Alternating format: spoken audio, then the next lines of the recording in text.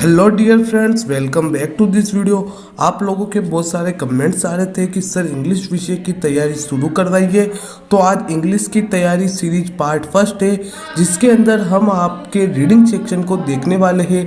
आपके reading section के अंदर दो क्वेश्चन आते हैं, क्वेश्चन नंबर फर्स्ट और क्वेश्चन नंबर सेकंड, जो कि अनसीन पैसेज होता है। और अब की बार चांसेस है कि आपका जो अनसीन पैसेज है वो 16 से लेकर 20 नंबर तक आ सकता है। तो बस इसी एक वीडियो को देखने के बाद आप अपने एग्जाम में आसानी से 20 नंबर ला सकते हैं। बस आपको इस वीडियो को एंड तक देखना है। तो चलिए वीडियो शुरू करते हैं।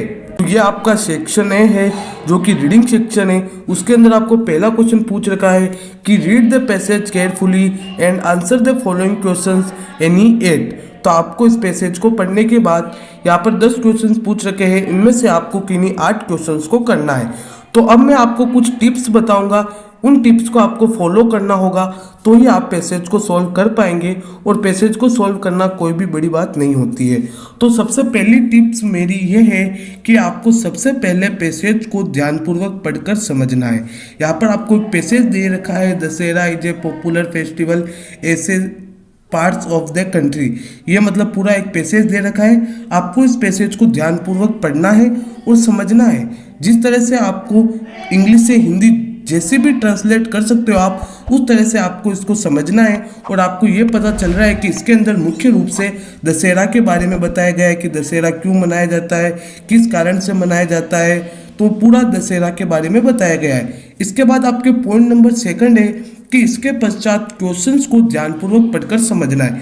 मतलब यहाँ पर आपको ये 10 क्वेश्चंस दे रखे हैं, इन क्वेश्चंस को आपको ध्यानपूर्वक पढ़ना है और समझना है। जैसे कि पहला क्वेश्चन है कि what is the other name of Dussehra, मतलब दशहरा का अदर नेम यानी कि दूसरा नाम क्या है। तो इस तरीके से आपको क्वेश्चंस को पढ़कर समझना है। इसके बाद पॉइंट नंबर थर्ड है कि फिर पैसेज को पुनः ध्यानपूर्वक पढ़ने के साथ साथ प्रश्नों के उत्तरों को भी अंडरलाइन करते जाना है। इसका मतलब यह है कि फिर आपको पैसेज पर आ जाना है और जो क्वेश्चंस है उन क्वेश्चंस के आंसर को आपको अंडरलाइन करना है। अब मैं आपको बताऊंगा कि किस तरह से आपको क्वेश्चंस के आंसर ढूंढने हैं। फिर पॉइंट नंबर 4 है कि पैसेज में या फिर क्वेश्चन में कुछ भी कठिन शब्द आ सकते हैं जिनका अर्थ आपको नहीं आता हो। आपको घबराना नहीं है। कठिन शब्द जिस वाक्य या प्रश्न में आ रहा है उस पूरे प्रश्न या फिर वाक्य का अनुवादित भाव क्या है, इस आधार पर उस कठिन शब्द का अर्थ समझने का प्रयास करें। मतलब पॉइंट नंबर 4 ये है कि अगर ऐसा कोई भी वर्ड या फिर क्वेश्चन आ गया है जो आपको समझ में नहीं आ रहा है, उसका अर्थ आपसे नहीं निकल रहा है, तो आप उस पूरे सेंटेंस को पढ़िए और उसका अर्थ निकालने की कोशिश कीजिए। जैसे कि Dussehra is a popular festival celebrated with Joy all over India, यह आपका एक सेंटेंस है। तो अब आपको क्या करना है, इस सेंटेंस के अंदर कुछ वर्ड्स ऐसे होंगे जो आपको समझ में नहीं आ रहे होंगे। मान लीजिए सेलिब्रेटेड, ये आपको समझ में नहीं आ रहा है कि ये क्या चीज़ है भाई, तो आपको इस वाक्य को पूरा पढ़ना है और उसके आधार पर आपको सेलिब्रेटेड का भाव निकालने का प्रयास करना है।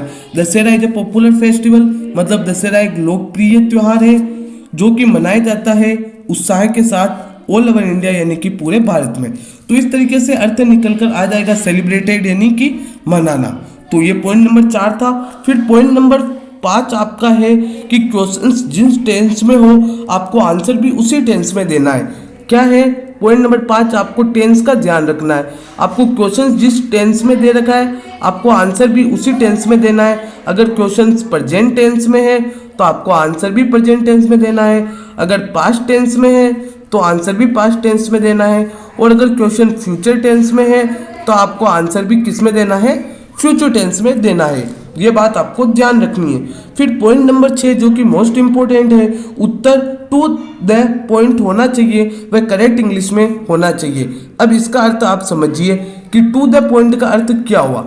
मतलब आपको क्वेश्चंस का आंसर बिल्कुल सटीक लिखना है और करेक्ट इंग्लिश में लिखना है। ऐसे मन में आए जैसे ही नहीं लिखना है, बिल्कुल सटीक और करेक्ट इंग्लिश में लिखना है।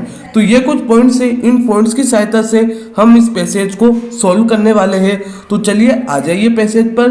तो पैसेज ये दे रखा है कि Dussehra is a popular festival celebrated with Joy all over India. अब इस पूरे पैसेज को तो मैं पढ़ूंगा तो बहुत ही ज़्यादा टाइम वेस्ट होगा, तो आप इस पैसेज को देख लीजिए। एक बार अच्छे से देख लिया आपने, इस पैसेज को ध्यानपूर्वक पढ़ लिया और समझ लिया कि ये क्या बता रहा है। चलिए इसके बाद हम क्वेश्चंस पर आते हैं और क्वेश्चंस की सहायता से आंसर ढूंढने का प्रयास करते हैं। तो आपको बिल्कुल बारीकी से देखना है, स्किप बिल्कुल नहीं करना है। अगर स्किप करोगे तो कुछ भी समझ में नहीं आएगा। पहला क्वेश्चन है कि what is the other name of Dussehra. मतलब ये तो हमें बिल्कुल अच्छे से समझ में आ गया है कि ये क्वेश्चन ये पूछना चाह रहा है कि दशहरा का अदर नेम यानी कि दूसरा नाम क्या है। तो इसके वर्ड्स पकड़ो, दशहरा है अदर नेम, ये दो वर्ड्स पकड़ लिए। चलिए अब आ जाइए पैसेज पर। तो जो पहला क्वेश्चन है वो आपको पैसेज के एक दो लाइन के अंदर ही मिल जाएगा, ऐसा हर बार होता है। तो देखिए इस पैसेज की जो आपको दूसरी लाइन दिखाई दे रही है क्या है, this festival is also known as Vijayadashami. Vijayadashami बोलो या विजयादशमी बोलो, मतलब आपको कुछ समझ में आया नहीं आया, अभी समझाता हूँ। This festival is also known, मतलब ये त्योहार जाना जाता है किस नाम से, विजयादशमी से। तो हमें भी क्वेश्चन यही तो पूछ रहा था कि अदर नेम बताना है दशहरा का, तो दशहरा का अदर नेम क्या हो जाएगा, विजयादशमी। विजयादशमी हो जाएगा दशहरा का अदर नेम। इससे पता चल गया आल्सो नोन, मतलब इस नाम से भी जाना जाता है, मान सकते हैं कि यह दूसरा नाम है। तो आप क्या लिखोगे, वोट की जगह आपको क्या लिखना है, विजयादशमी। आप क्या लिखोगे, वोट की जगह विजयादशमी लिख दोगे। फिर is the other name of Dussehra, जू का टू लिखना है, कोई भी चेंज नहीं करना है। क्वेश्चन नंबर सेकंड है कि what does Dussehra signify. Dussehra है वो क्या सिग्निफाई करता है। तो आपको ज़्यादा हिंदी निकालने का प्रयास नहीं करना है, आपको डायरेक्ट पैसेज में जाना है। तो देखिए इस क्वेश्चन का आंसर भी आपको पैसेज के शुरू की लाइनों में ही देखना है। तो यहाँ पर आपको दिखाई दे रहा है, it is an auspicious day signify the victory of god over evil. Answer मिल गया, और क्या चाहिए, यही हमारा आंसर है। ओके, यही हमारा आंसर है। तो हमें क्या पूछा था कि व्हाट डज दशहरा सिग्निफाई, मतलब दशहरा क्या सिग्निफाई करता है। तो आप लिख सकते हैं कि Dussehra signifying the victory of god over evil. Main answer क्या है, the victory of god over evil. और फिर दशहरा तो लिखना ही लिखना है, तो मेन आंसर हमारा होगा victory of god over evil. ये आपको लिखना ही लिखना है, अगर आपने ये नहीं लिखा तो मार्क्स नहीं मिलेंगे। चलिए फिर क्वेश्चन नंबर थर्ड है कि what is the Sanskrit meaning for Dussehra. Dussehra का संस्कृत मीनिंग क्या है। तो इस प्रश्न के आपको क्या पकड़ने हैं, वर्ड्स पकड़ने, दशहरा और संस्कृत मीनिंग। इन दोनों की सहायता से ही हम क्या करेंगे, इसका आंसर ढूंढने की कोशिश करेंगे। तो देखिए यहाँ पर आपको पैसेज की तीसरी लाइन में दिखाई दे रहा है कि Sanskrit word that utterly translate into Dussehra और रिमूवल ऑफ बैड फेट। तो हमें क्वेश्चन में क्या पूछा था, क्वेश्चन का पढ़ना जरूरी है कि what is the Sanskrit meaning for Dussehra. Dussehra का संस्कृत मीनिंग क्या है। तो हमें मिल गया दशहरा का संस्कृत मीनिंग दशहरा। ये देखिए यहाँ पर लिख रखा है दशहरा, संस्कृत मीनिंग मिल गया। दशहरा का संस्कृत मीनिंग क्या है, दशहरा। ओके, इस तरह से आपको क्वेश्चंस के आंसर ढूंढने होते हैं और बहुत ही सिंपल होता है, आप आसानी से कर सकते हैं। फिर क्वेश्चन नंबर 4 है कि हु किल्ड रावण, मतलब रावण को किसने मारा था। किल्ड यानी मारा था, तो रावण को किसने मारा था ये तो हम अच्छी तरीके से जानते हैं, लेकिन हम इस पैसेज में ढूंढेंगे फिर भी कि रावण को किसने मारा। तो यहाँ पर आपको दिखाई दे रहा है रामा किल्ड रावण, मतलब राम ने रावण को मारा। तो हमें क्या पूछ रहा था कि रावण को किसने मारा, हु किल्ड रावण। तो हमें क्या करना है, हु की जगह आंसर लिखना है। हु यानी कौन होता है, तो रावण को किसने मारा था, राम ने। तो हु की जगह हम क्या लिख देंगे, राम, फिर किल्ड रावण, सिंपल। इसके बाद क्वेश्चन नंबर 5 है कि which epic does have the symbolic value of Dussehra. तो इसके जो मेन वर्ड्स पकड़ने हैं, एक तो है एपिक, एक है सिंबलिक वैल्यू और एक है दशहरा। तो इस वर्ड्स की सहायता से ही हम क्या करेंगे, इस पैसेज के अंदर इसका आंसर ढूंढने की कोशिश करेंगे। तो हम इस पैसेज को अच्छे से पढ़ा हमने। तो यहाँ पर लिख रखा है कि the symbolic value of this festival is rooted in the Hindu epic Ramayana. तो आपको क्वेश्चन क्या पूछा था कि विच एपिक, यानी कि कौन सा ग्रंथ है जिसके अंदर सिंबलिक वैल्यू है दशहरा की। तो आपको विच की जगह को क्या लिखना है, यहाँ पर आपने अभी देखा विच की जगह आपको लिखना है हिंदू एपिक रामायण।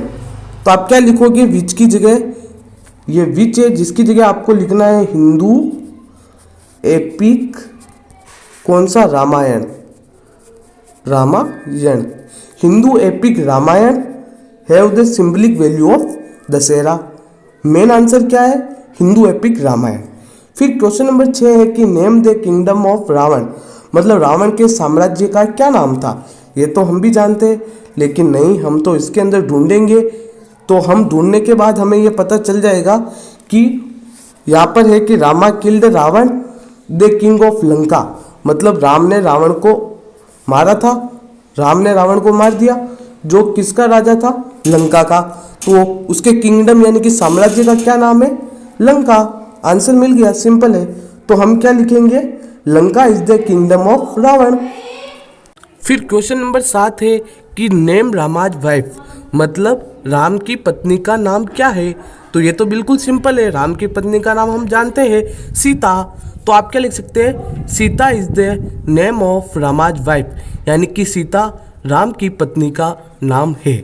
ओके, इसके बाद अब हम डायरेक्ट आ जाते हैं क्वेश्चन नंबर 9 के ऊपर, जो कि है what is the other word for different from the passage. ये कुछ क्वेश्चन ही अटपटा है, इसको छोड़ दीजिए आप।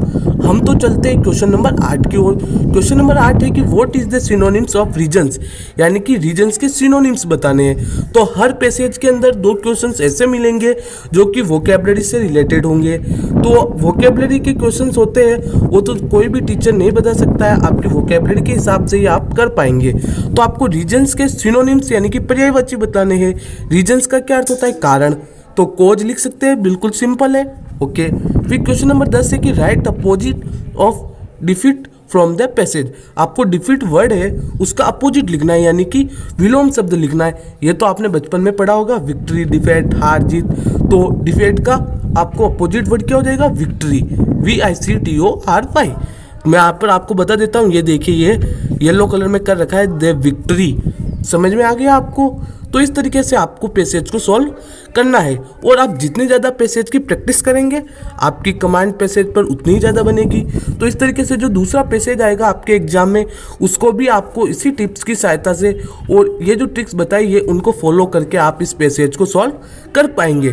तो इस तरीके से आपका जो सेक्शन ए था, सेक्शन ए की कंप्लीट तैयारी हो गई, मतलब आपका रीडिंग सेक्शन है वो आज कंप्लीट हो चुका है। तो रीडिंग सेक्शन पर अपनी अपनी कमांड बना लीजिए और बहुत सारे पैसेज की प्रैक्टिस कीजिए, ज़्यादा नहीं तो कम से कम 4-5 की प्रैक्टिस कीजिए और आपसे सारे क्वेश्चंस अटेम्प्ट हो पाएंगे। लेकिन मैंने जो टिप्स बताई है उन टिप्स को आपको फॉलो करना है। तो आज की वीडियो में बस इतना ही। आपको ये वीडियो कैसी लगी कमेंट बॉक्स में अपना फीडबैक जरूर दें, ताकि हमें पता चल सके कि हमारी वीडियो आपके लिए कितनी हेल्पफुल है। और अगली वीडियो में हम इंग्लिश की तैयारी सीरीज पार्ट 2 भी लेकर आने वाले हैं। अगर वीडियो पसंद आई है तो इस वीडियो को लाइक करें, शेयर करें, और चैनल पर पहली बार हो तो चैनल को सब्सक्राइब करने के साथ ही पास में आने वाले बेल आइकन को प्रेस करें।